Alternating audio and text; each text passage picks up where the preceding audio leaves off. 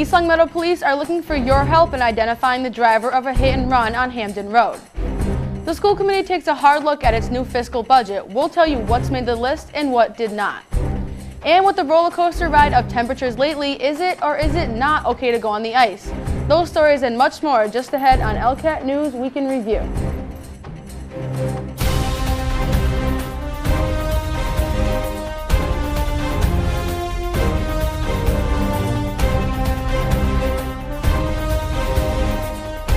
Good evening, I'm Alexi Cohan. We begin tonight with a call from the East Longmeadow Police Department. Police say they're looking into a hit and run that happened Friday night, the 10th, at about 7:45 on Hamden Road. The 50-year-old male victim was taken to Bay State Medical Center with what is described as non-life-threatening injuries. Police say the victim, who lives on Hamden Road, was walking toward the Hamden line when the incident happened. On Friday night at about 7:45, the police department received a call in regards to a motor vehicle accident with a pedestrian. What happened was a fellow who has been visiting here in town, staying at a local residence, went out for a walk. The victim tells police he was hit by the passenger side mirror of a dark-colored pickup truck that was also heading east. We sent an officer down, we sent an ambulance down, he was transported to the hospital, he was treated and released without life-threatening injuries. He did have a broken bone in his lower leg, and he had some pretty substantial injuries from contact with the pavement after being hit and from being hit by the vehicle. A few parts of the mirror left behind at the scene have left a few clues. Police say the truck is probably black, most likely a Ford F-Series built between 2001 and 2007.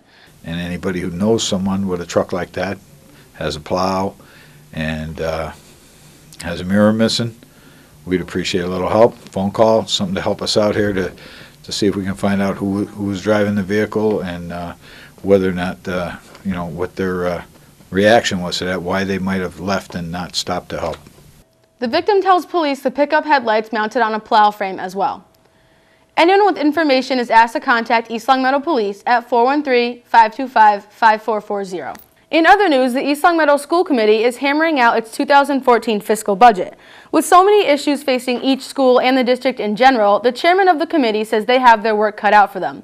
We sat down with Chair Greg Thompson for a look at what may make the cut and what items may in turn be cut from the budget. We're developing our budget. We have some direction from Appropriations Committee. It's still early on in the process. We don't have any necessarily idea of what the state might be sending to the town of East Longmeadow. So we're still in the beginning stages as we move towards town meeting. And we look to have a budget to prepare. Capital projects, we have a list. We've created a list in the last 2 meetings. We worked on the list. We have met with Capital Planning Committee as well and discussed what we thought are our needs and our basic needs. And basically that comes off of a 5-year plan.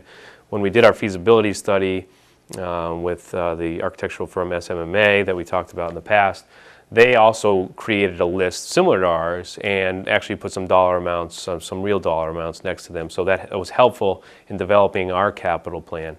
We have removed the focus from the high school, at least for now, in terms of any maintenance until we really figure out if we're going to do a comprehensive renovation or a major building project, because there's no use spending money necessarily now in this building if we're going to do something big. So we're going to send a statement of interest to the Massachusetts School Board Authority to say we are interested, the town of East Longmeadow, the school committee has taken a formal vote on it, are interested in a comprehensive project, whether that be a new building or a comprehensive renovation. And so that puts us in what they call the pipeline. The more we can kind of all be on the same page, the better we'll be, and then we just see. I mean, we'll have to see what the town wants to do. If you're thinking of running for an elected town position, time is running out to submit the election papers before the January 28th deadline. So far, there are no contested races, meaning no challengers for any open positions. Here's a rundown of what's up for grabs. One spot on the Board of Selectmen, which is a 3-year position. So far, former Selectman Pete Punderson is the only candidate who has returned nomination papers. Only incumbents have submitted for all other open seats. That includes Board of Assessors, also a 3-year term, Board of Public Works, 3 years, 2 planning board members, 1 term for 1 year, the other spot is for a 5-year term. There are 2 school committee member positions up for grabs, again at 3-year terms, and 2 spots are open on the Board of Library Trustees, a 3-year commitment. Finally, the Housing Authority, which is also a 5-year term. All nomination papers must contain at least 50 signatures by registered voters. Again, the deadline to turn in the papers is Tuesday, January 28th at 5 p.m. Another deadline to keep in mind, payment of the third quarterly tax bill without interest is due February 1st, as is the deadline for property tax abatement.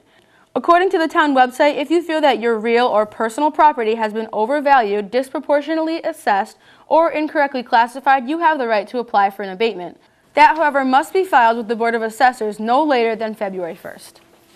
This winter in Western Mass has been challenging for forecasters, with record-breaking lows in one day and 50s into the next. The fluctuating temperatures also make it difficult to know whether the ice on Heritage Pond is safe or not.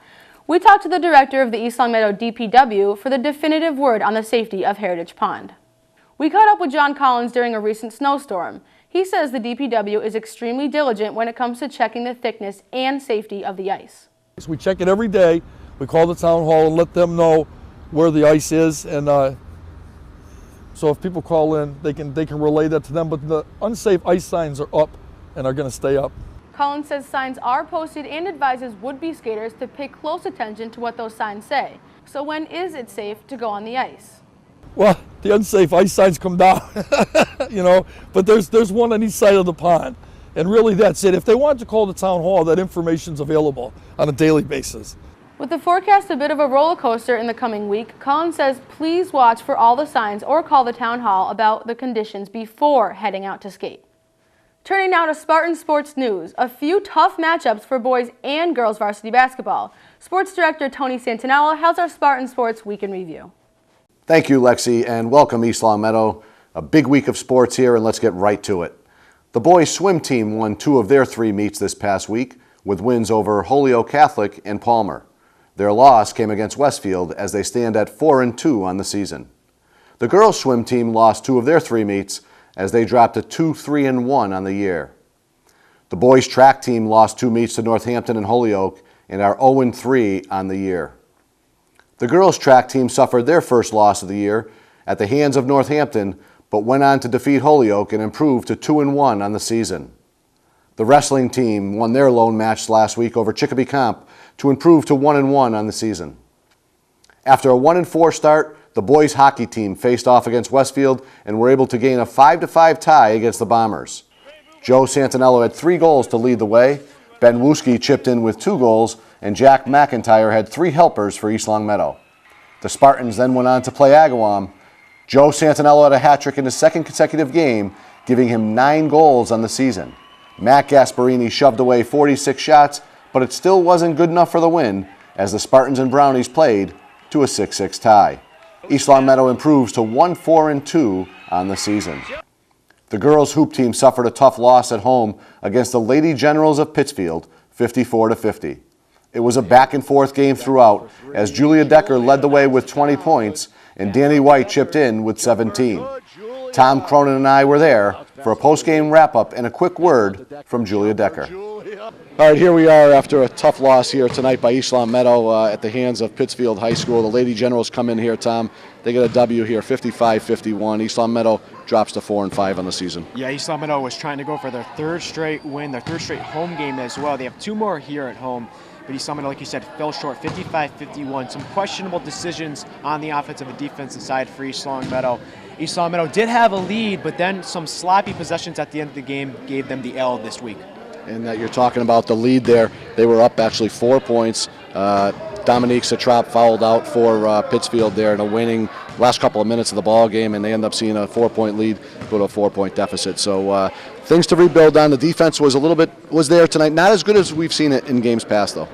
Yeah, like you said, East Long Meadow seemed to be confused on who to guard once Satrap got out of the ball game, and then Carnevale and Steinman and Cookus all came big for Pittsfield tonight.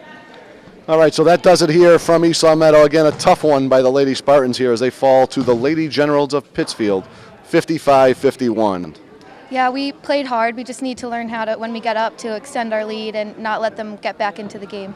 Yeah, we need to stay positive because we had a really tough beginning of the schedule, and we have some games coming up that we can definitely win. So we just need to make sure we win the games that we can.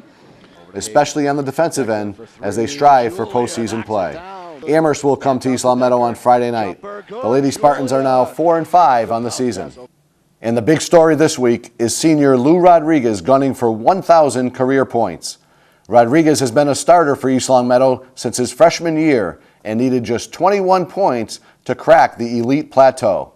The Spartans would face Cathedral High School on Tuesday night to see if Rodriguez would get there. He got off on the right foot, knocking down a couple of early three balls, but then became a distributor for most of the first half as he entered the second half needing just 8 points. He would knock down another trifecta as time expired in the third quarter to move closer, and with 6:07 to go in the game, the Spartans leading by 5, Lou would step up to the line for that magical moment. And Big Time Lou has a big time moment. He's in the 1,000 point club in East Longmeadow history, the 9th overall and the 5th male to do it. Certainly a great moment for Rodriguez and his family, and to make it sweeter, the Spartans would go on to defeat the Panthers 52-41. Tom Cronin and Neil Gagnon called the game for ELCAT Sports. All right, thank you guys. And again, Neil, East Longmeadow wins 52-41. They improved to 3-5 on the year. Is this a momentum game for East Longmeadow going in the future, in your perspective? Big time. I mean, after that 1,000 point from Lou and get a win on top of that, they'll be ready for SciTech for next game. They'll be ready. What did you like from East Longmeadow tonight? I like how they pushed the ball and doubled Boyd on defense. I love that. All right, that's going to do it here for everyone at ELCAT Sports, and we'll send it back to you guys in the studio. The boys' hoop team improved to 3-5 on the year. That does it for this week in sports. Stay classy, East Longmeadow. Back to you, Lexi. That does it for us tonight. Thank you for watching ELCAT News Week in Review. I'm Alexi Cohan. Good night.